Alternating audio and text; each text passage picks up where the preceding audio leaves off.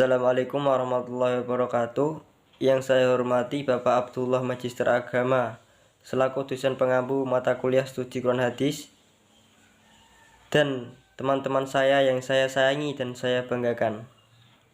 Kami dari kelompok 3 yang terdiri dari 1 Muhammad Ibn Afrizal dengan NIM 048, 2 Novia Rahmawati dengan NIM 060, 3 Asnadiah Fatika dengan NIM 068 akan menjelaskan pengertian Al-Quran dan sains.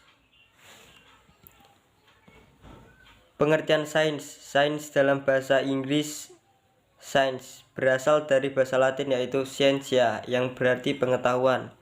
Sains secara istilah adalah cara ilmu pengetahuan yang didapatkan dengan menggunakan metode tertentu.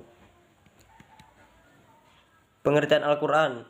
Secara etimologi, Al-Quran berasal dari bahasa Arab dalam bentuk kata benda abstrak masdar dari kata qara'a yaqra'u Qur'anan yang berarti bacaan.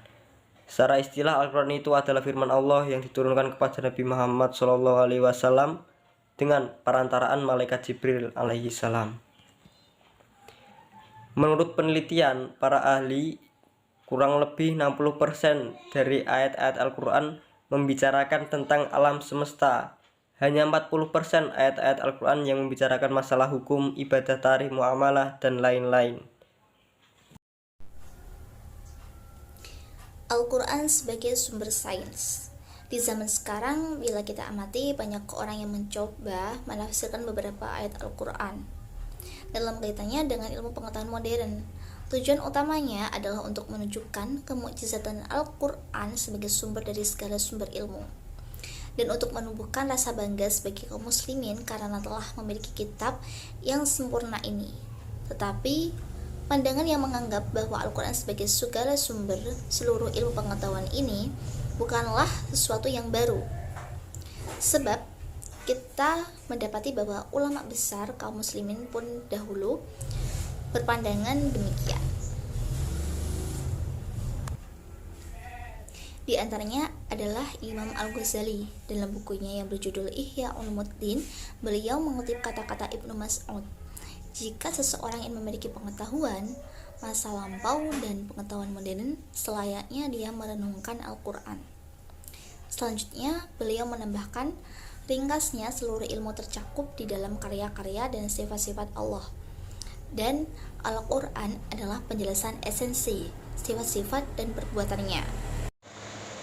Selanjutnya, perintah mempelajari Al-Quran. Perintah Al-Quran untuk mempelajari ilmu sains tertuang jelas dalam ayat-ayat kauniyah, yaitu dalam Quran surah Al-Ghasyiyah ayat 17-20 yang berisi tentang penjelasan untuk memikirkan ilmu sains. Selanjutnya, contoh ilmu sains dalam Al-Quran. 1. Bertemunya dua lautan terdapat dalam surat Ar-Rahman ayat 19-20. 2. Api di dasar laut terdapat dalam surat At-Tur ayat 6. 3. Dasar lautan yang gelap terdapat dalam surat An-Nur ayat 40. 4. Matahari berotasi terdapat dalam surah Yasin ayat 38. 5. Mumi terdapat dalam surat Yunus ayat 92.